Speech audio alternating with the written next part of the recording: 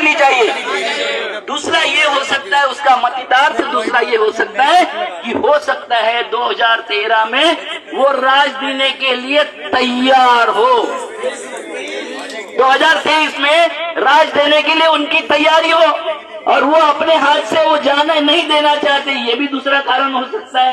हो सकता है कि नहीं हो सकता है? और इसको अगर कंटिन्यू रखना है तो मैं बार बार बोलता हूं कि मंच पर अधिकार हमारा होना चाहिए। मंच पर कौन चढ़े, कौन बोले, किसको बुलाया जाए और जिसको बुलाया जाए उसका सम्मान हमने करना सीखना चाहिए। चाहे वो कितना भी झूठ बोले, हमको सम्मान सीखना चाहिए। दूसरी बात भाई साहब आप भीती तो वाटते मांजूरकर साहब भाई। दूसरी बात देखो, वो ये जो मुद्दे हैं ये लोकतंत्र के मुद्दे हैं, पॉलिटिकल मुद्दे हैं, राजनीतिक मुद्दे हैं। राजनीतिक मुद्दों को राजनीतिक तरीके से जवाब दोगे या सड़क पर जवाब दोगे? राजनीतिक तरीके से जवाब दोगे, क्योंकि आपने देखा था नासिक का इतना बड़ा किसान आंदोलन हुआ, रात में 4 बजे पीठ पर हाथ फेर दिया और आंदोलन समाप्त हो गया, क्योंकि उन्होंने ये बताया था कि राजनेता नहीं चाहिए हमको, वो हमारे इसमें कोई ये नहीं चाहिए, राजनेता हमारे इस पे मंच पे नहीं चलेगा। कौन चलेगा, कोई नहीं चलेगा, इसको डिसाइड कर लीजिए एक बार, नेतृत्व डिसाइड करे और ये आंदोलन गांव-गांव तक पहुंचे, हर तहसील तक पहुंचे।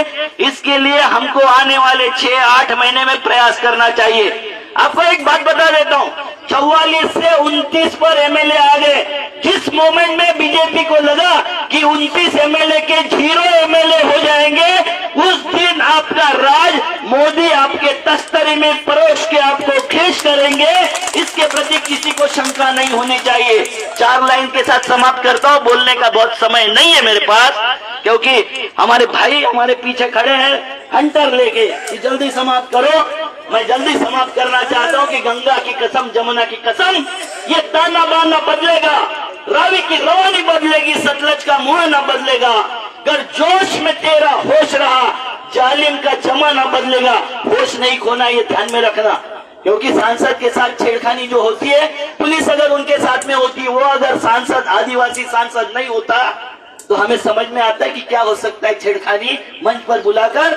तो गंगा की कसम, जमुना की कसम, ये ताना बाना बदलेगा, रावी की रवानी बदलेगी, सतलज का मुहाना बदलेगा। अगर जोश में तेरा होश रहा, जालिम का जमाना बदलेगा। कुछ तुम बदलो, कुछ हम बदले तो सारा जमाना बदलेगा। जय हिंद, जय विदर्भ, जय विदर्भ, जय जय विदर्भ। धन्यवाद साहेब। ह्यानंतर किसान ब्रिगेडचे अध्यक्ष, राष्ट्रीय अध्यक्ष प्रकाश भाऊ पोरे हे आपल्याला संबोधित करतील अशी मी त्यांना विनंती करतो।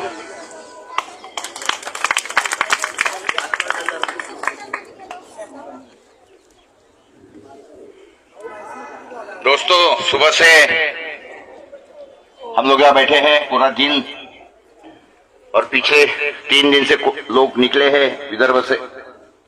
हमारे नेतागण जो मंच पर बैठे हैं, वामन राव जी है, हमारे अविनाश भाई काकड़े है, ममता ताई है, रंजना ताई है, हमारे अरुण भाई है, और सारे जो भी हमारे समर्थन में यहाँ पर विदर्भ के कोने कोने से सब लोग यहाँ आए हैं, आप आए। अविनाश भाई ने उनकी बात रखी है, उनकी बातों को भी हमने ध्यान रखना चाहिए। और मैंने पिछले बार भी बोला था आपको कि क्या हुआ है यहाँ पर, हमारे पे कैसा अन्याय हुआ, क्या अत्याचार हुआ, ये बोलने की जरूरत नहीं है। वो हुआ है करके आप लोग दिल्ली में आए हैं यहाँ। कुछ बातें हमको आगे आने वाली थी, क्योंकि ये 100 साल का आंदोलन है, 100 साल के ऊपर, तो कितने साल और चलाना है। 3 पीढ़ियां इस आंदोलन के अंदर गुजर गई है, और मैं नहीं समझता हूं कि इसको 1 साल के ऊपर ज्यादा हमने खर्चना चाहिए। 1 साल के अंदर विदर्भ राज लेना है, खत्म का 1 साल के अंदर। लेने के तरीके बहुत आसान है। आपको जो मालूम है, लाखोड़ी का आंदोलन, लाखोड़ी की दाल को 40 साल से बंदी थी, 40 साल से, और 40 साल से जो बंदी थी लाखोड़ी दाल के ऊपर, हमारे शांतिलाल जी कोठारी 25 साल की उपोषण पे बैठते थे हर साल। लेकिन मैंने उसके अंदर ध्यान दिया, 3 महीने के अंदर मैंने लाखोड़ी दाल की बंदी हटा दी, और आज पूरी लाखोड़ी दाल जो है पूरे भारत भर में खुली हो गई है। करने का एक तरीका रहता है। हमारी जिंदगी और हमारा समय इतना फालतू नहीं है, और ऐसी जिंदगी भी हमको फालतू कमाना नहीं है। जैसे नेताओं का समय कीमती है, उससे भी ज्यादा समय हमारा कीमती है, क्योंकि उन नेताओं को हम चुन के देते हैं। नेताओं का समय हमारे से ज्यादा कीमती नहीं है। तो एक बात समझने की है कि पहली बात अविनाश ने जो बोला कि देखिए इसके आगे अगर इलेक्शन होता है 2023 का 24 का जो भी इलेक्शन होगा, सबसे पहली बात तो हमको एक कसम खानी है कि अगर विदर्भ में से कोई आमदार अगर चुन के देना है तो ये बीजेपी का, सेना का, कांग्रेस का, तीनों निकटू पार्टियों का एक भी आमदार चुन के आना नहीं चाहिए। ये पहले कसम। और आने वाले दिनों के अंदर, आने वाले आपके हाथ में 2 साल है सिर्फ, और 2 साल के अंदर आपको कसम खाना है कि गांव के अंदर आपको यही संदेश देना है। एक तीनों पार्टियां पहले हटा लो, क्योंकि तीनों ने हमको धोखा दिया है, सबसे पहली बात। और अगर आमदार खड़ा रहेगा और चुन के आएगा तो सिर्फ हमारा जय विदर्भ पार्टी के समर्थन का आमदार चुनेगा। ये एक विषय करना है। और दूसरी बात ऐसा है कि ये जो आमदार फिलहाल में हमारे विदर्भ के अंदर है, 3 हमारे जो अधिवेशन है वो रद्द हो जाते हैं। 3 अधिवेशन रद्द हुए जो कि कानून से हमारा हक बनता है, और 3 अधिवेशन रद्द होने के बाद में भी ये जो हमारे 62 आमदार है, ये अगर इसके बारे में सादा निषेध भी नहीं व्यक्त करते तो पहले तो इन आमदारों के घरों को भी घेराव करना है आने वाले दिनों में। हिम्मत कैसे होती है तुमको? इन लोगों को हिम्मत कैसे होती है 3 अधिवेशन रद्द करने की? और हमारे आमदार इतने निकट हुए, जो भी पार्टी के हैं, इनको लाज और शर्म लगनी चाहिए। और जो भी हमारे खासदार है, 10 खासदार है हमारे, तो 10 खासदार है ना, तो आने वाले दिनों के अंदर हमारे जो भी पार्टी का होगा कोई लेना देना नहीं। ये हमारे खासदार है, हमारे सांसद है, इनके घरों को भी हमको आंदोलन करना है। उसके बारे में हमको एक नीति तय करनी पड़ेगी। हमारे नेता जो वामाधव जी चटप, इसके बारे में जो आदेश देंगे वो हमको मंजूर रहेगा। और आने वाले दिनों के अंदर जो विदर्भ से जो भी ट्रेन जाएगी वो ट्रेन के ऊपर लिखा जाएगा पृथक विदर्भ हमारा अधिकार है। हर स्टेशन के अंदर वो गाड़ी के ऊपर लिखना है। वो भी आंदोलन हमको छेड़ना है आने वाले दिनों में, उसकी नीति तय करनी है।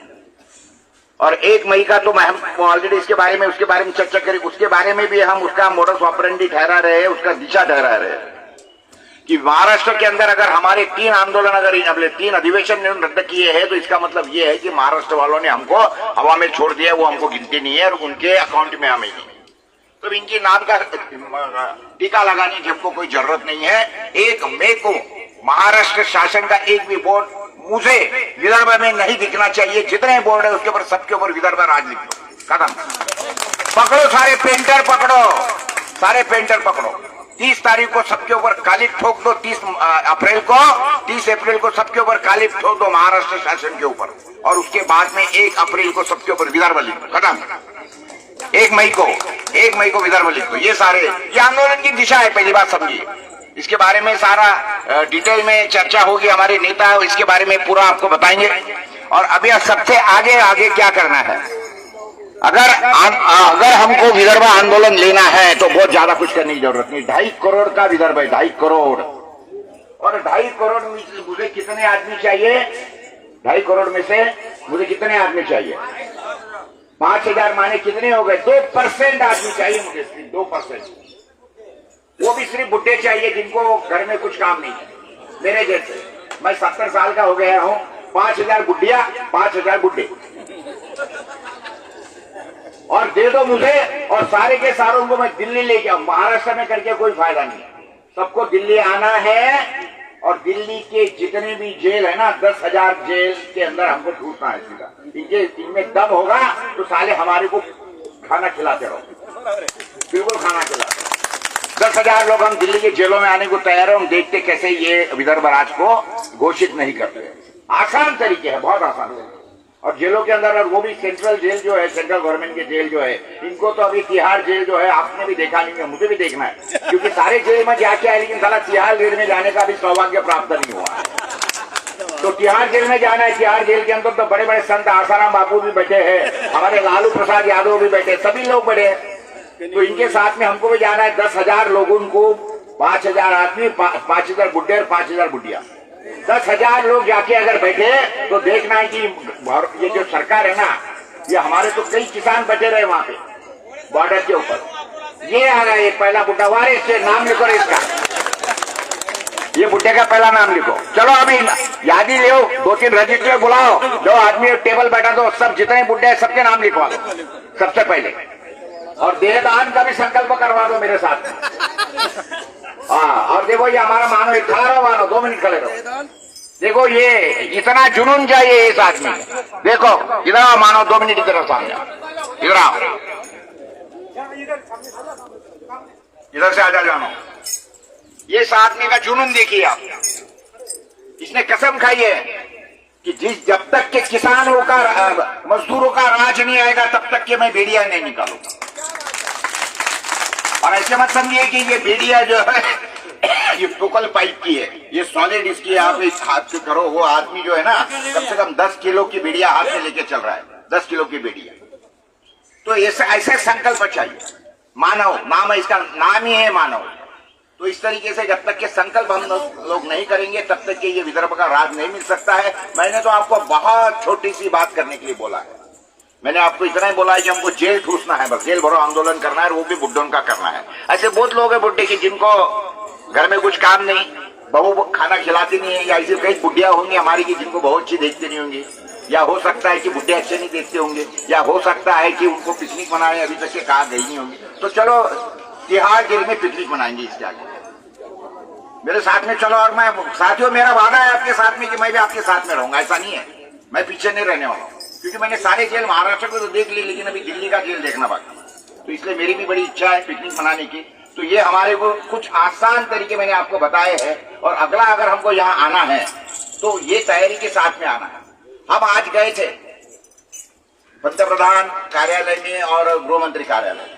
देखिए आपको मैं एक ही बात बताना चाहूंगा, ये देश ने ये भी पंतप्रधान, ये प्रकाश पोरे ने वो भी देखा है, जो मनमोहन सिंह नाम का एक पंतप्रधान था कांग्रेस का। मैं तो कांग्रेस का मेंबर भी नहीं हूं, कुछ नहीं, मेरा कोई लेना देना नहीं, लेकिन 2007 के अंदर मनमोहन सिंह जी के ऑफिस से मुझे फोन आया कि आपको पंतप्रधान साहब मिलना चाहते हैं किसानों के आत्महत्याओं के ऊपर। मुझे बुला 3 दिन के अंदर ही बुला लिया, मुझे 40 मिनट का समय दिया, और मेरा 40 मिनट का समय एक्सटेंड करके 2 घंटा 40 मिनट का, ये वो पंतप्रधान था। और उसके बाद में 15 दिन के अंदर इसी आदमी ने 75,000 रुपए की कर्ज माफी किसानों को दिया था, और वो बिना साइन के, कोई साइन करने की जरूरत नहीं, कोई अर्जी करने की जरूरत नहीं, ऐसा पंतप्रधान हमने देखा। भाई कोई कांग्रेस का आदमी नहीं हो, मुझे कोई तारीफ करने की जरूरत नहीं। और आज मैंने ऐसे पंतप्रधान और ऐसी व्यवस्था देखी है कि विदर्भ से इतने दूर से लोग आए हैं, उनका काम था कि हमको कम से कम, हम वहां गए तो कम से कम गृह मंत्री मिले, पंतप्रधान मिले। अच्छा वो नहीं मिले तो कम से कम एक पैनल बना देते थे 2, 4, 5 आदमी लोगों का, और कम से कम सुनते कि हम क्यों आए और हमारी दलीलें क्या है।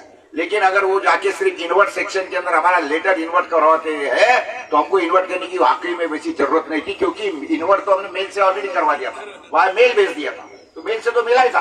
तो अभी इतनी नालायक और निकम्मी सरकार इस देश के अंदर, दिल्ली के अंदर पड़ी है कि जो लाखों किसान हमारे वहां बॉर्डर में बैठे थे, साल भर बैठे थे, तो इन लोगों ने उनके कानों पे चू नहीं रहेंगे, और ना ही प्राइम मिनिस्टर ने 700 किसान मरने के बाद में थोड़ा सा भी उसके बारे में दिलगिरी व्यक्त किया। तो अभी जो है ये गेंडे की कातड़ी तो भी सच्ची रहती है, लेकिन ये गूंगे और बहरों की सरकार है, और ये गूंगे और बहरों की सरकार को अगर जगाना है, नगाड़े से काम नहीं चलेगा, नगाड़े से काम, इनके गांड के लिए जब तक के बम नहीं फोड़ेगा ना तब तक के चलने वाला है। तो ये सारी बातें हमको करनी पड़ेगी। आने वाले दिनों के अंदर हमारे आंदोलन की दिशा और क्या होगी, 1 साल के अंदर हमको, क्योंकि अगर हमको हमारी जिंदगी गंवाना नहीं है, इतनी सस्ती नहीं है हमारी जिंदगी और हमारा समय इतना फालतू नहीं है, एक बार हमको इनको बताना पड़ेगा। और उस तरीके से मैं समझता हूं कि हमारे नेता जो है वामनराव जी चटप, आगे की रण दिशा जो है वो उसी तरीके से, जो हमारे युवक है इसके अंदर, आने वाले दिनों के अंदर 500 स्कूल और कॉलेजेस के अंदर हम लोग जाने वाले हैं, बच्चों के सामने रखने वाले हैं कि तुमने क्या खोया है महाराष्ट्र के साथ और अभी हमको क्या मिलाना है पृथक विदर्भ के साथ। ये सारी बातें बच्चों को बतानी पड़ेगी, स्टूडेंट्स को बतानी पड़ेगी, और उसके बाद में तैयारी करनी है आप लोगों को सबको आने वाले इलेक्शन के 2024 के अंदर, कि मुझे बताओ उस तरीके से लोग आने वाले दिनों के अंदर, मैं वही आदमियों को खड़ा करूंगा जो विदर्भ का खून जिसके रगों में दौड़ रहा है, और जो लोग विदर्भ की पार्लियामेंट, विदर्भ के अधिवेशन में अपनी ताकत बता देंगे। तो ऐसे ही लोगों को आने वाले दिनों के अंदर खड़ा करने वाले हैं हम। और एक भी आदमी जो विदर्भ का द्रोही है, जो कांग्रेस का है, जो भाजपा का है, जो सेना का है, इन कमीनों को विदर्भ के अंदर घूमना फिरना हमको आने वाले दिनों में बंद करना है। यही हमारा लक्ष्य रहेगा। दोस्तों नमस्ते। धन्यवाद साहेब. यानंतर अध्यक्षीय भाषण ऍडव्होकेट वामनराव चटप आंदोलनाचे नेते यांना मी विनंती करतो, त्यांनी सुद्धा इथे आता जनतेला संबोधित करावं. शेवटचं भाषण आहे.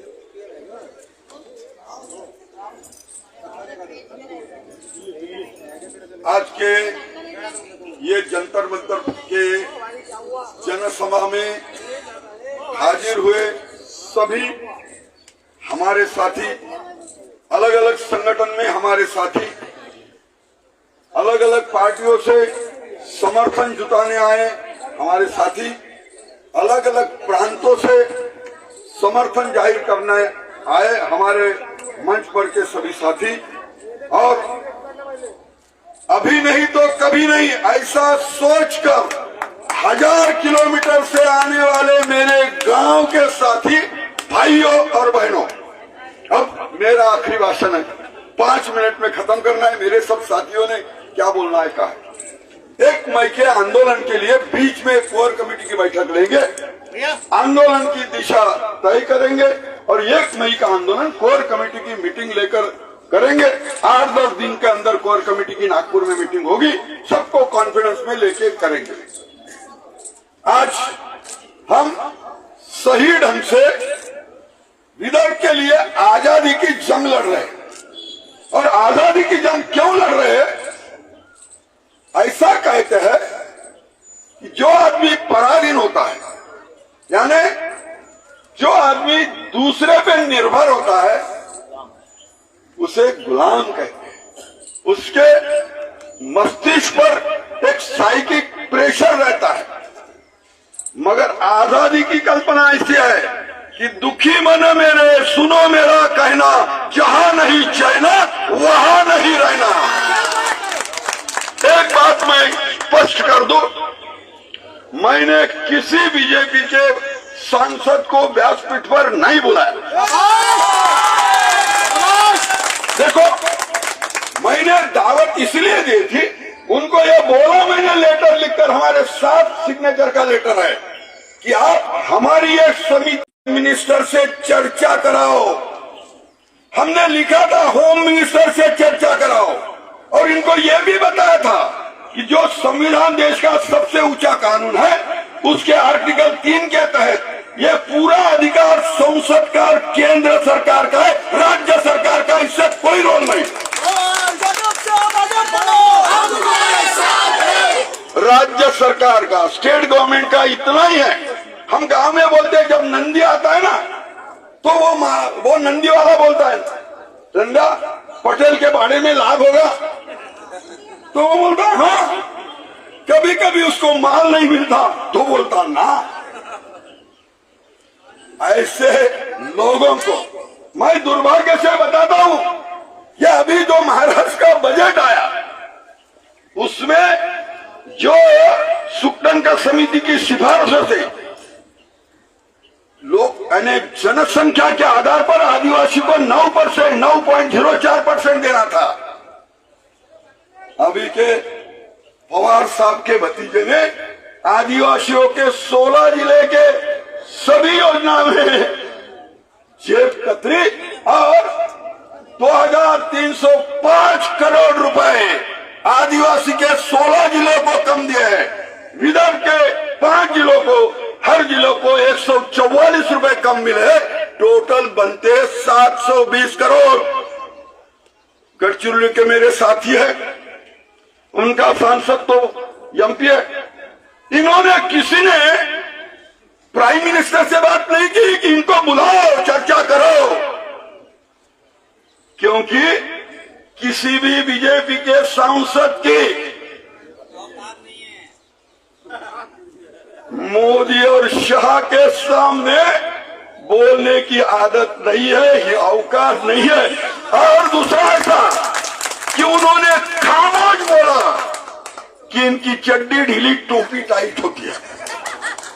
ऐसी हालत में इनकी हालत कैसी है, कठपुतली करे भी तो क्या, डोर किसी ऊपर वाले का। ऐसे हालत में गांधी जी का कहना ही था, 3 बंधक कैसा, ना सुन बुरा, ना देख बुरा, ना बोल बुरा, यानी गूंगा बहरा अंधा बनो, काम खत्म। अंधा बोलता है कि मुझे दिखता नहीं, बहरा बोलता है कि मैं ऊंची सुनता हूं, और गूंगा बोलता है कि ऐसे आदमी से क्या उम्मीद करोगे आप।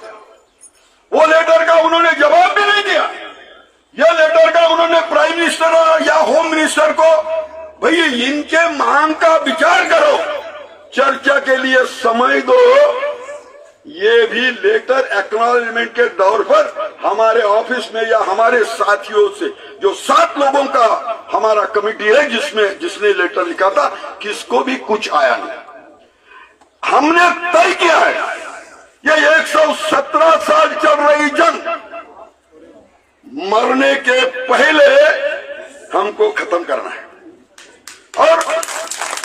और यदि खत्म करना है तो अंग्रेजी में कहावत है, everything is fair in love and war, और मराठी में कहते हैं रणवीर स्वातंत्र्य कोणा मिळाले। ये तो बात अपने को मालूम है, और अपन सब तुकाराम जी के संतों के भूमि वाले।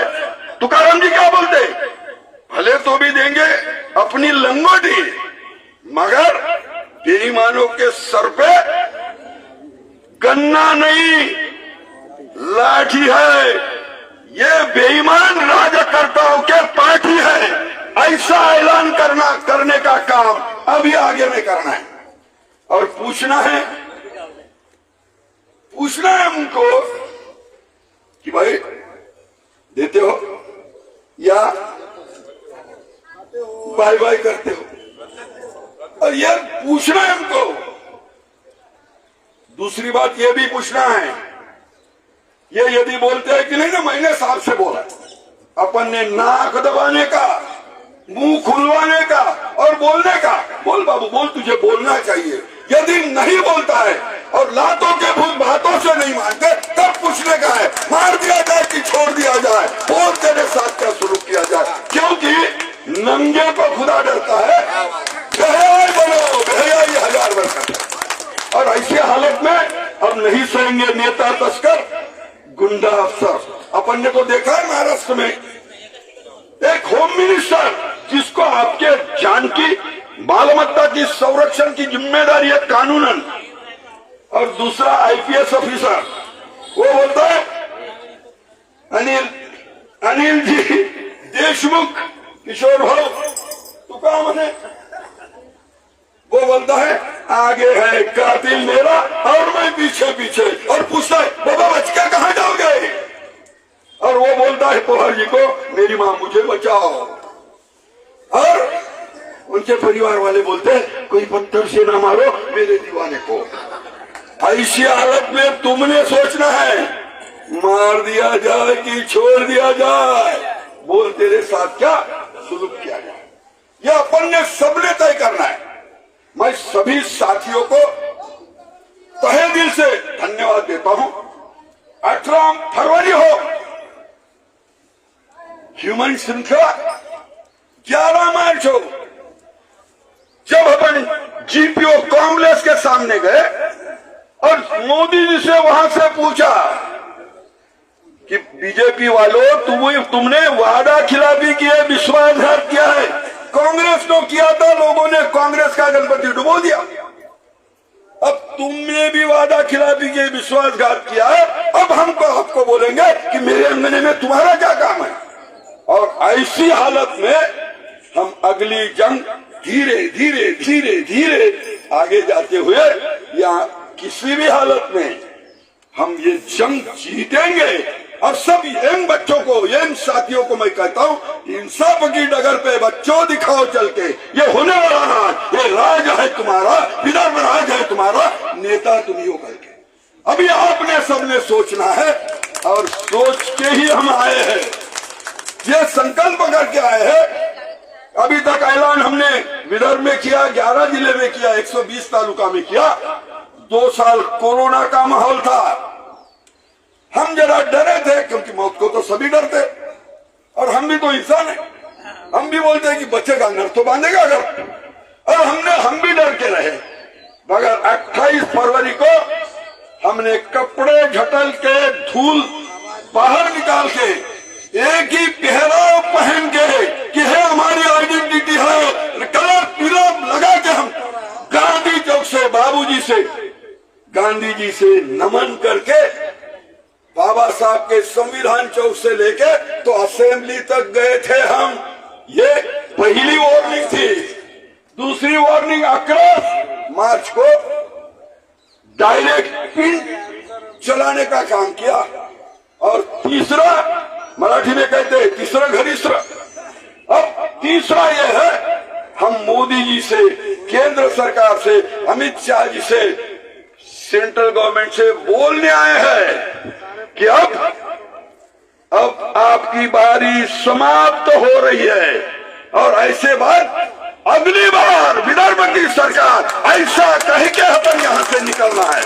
और मैं लंबा नहीं खींचूंगा, क्योंकि हमारे साथी मुकेश भाई उकटी रेडी मूडी नाली आईदी ऐसी 5 उंगलियां बता रहे, और मैं वैसा वकील हूं, वैसा कोई केस को डरता नहीं। फिर भी सोचना चाहिए कितना लंबा खींचोगे। बहुत सारे लोगों की गाड़ियां है, उनको जाना है, पॉसिबल हुआ हम खाने का प्रबंध वहां कर रहे, सब पॉसिबल है। हमारे महाराज आज मदद कर रहे, protest party of India block के, वो हमको आज का शाम का खाना दे रहे हैं।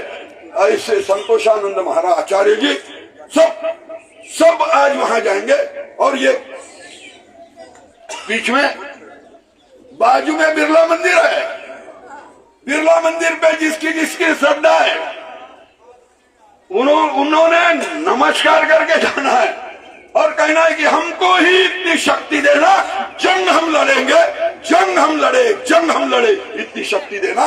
और दूसरा बस दूसरा शुरू हुई है जंग हमारी, लड़ेंगे, जीतेंगे, कटेंगे मगर हटेंगे नहीं, लेके रहेंगे विदर्भ राज लेके रहेंगे।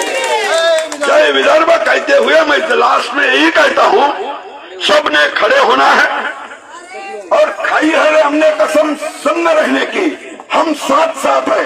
ऐसा सभी दूर बहे हुए हमारे साथी खड़े रहेंगे, शपथ लेंगे, कसम लेंगे।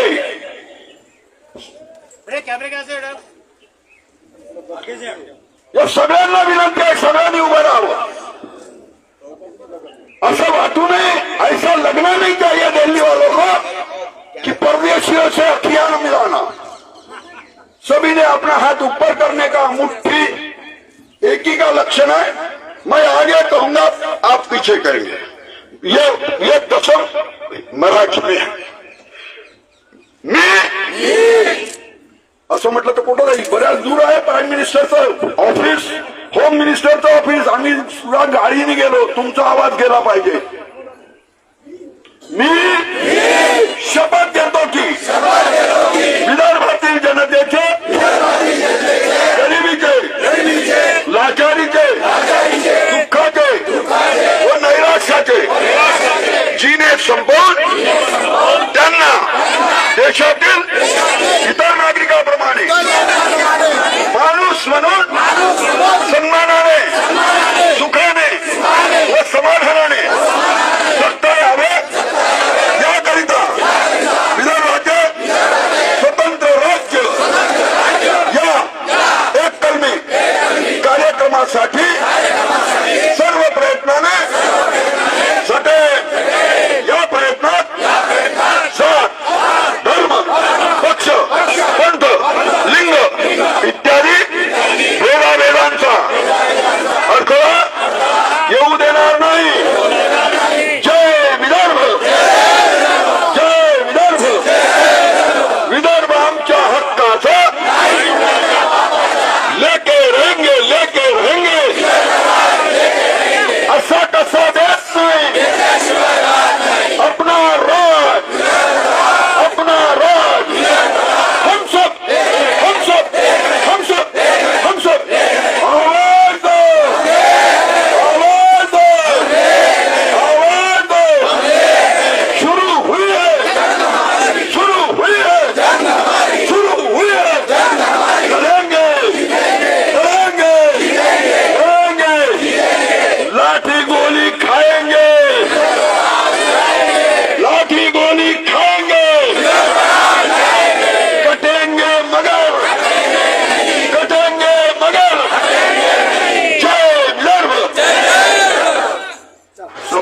समाप्त हुई।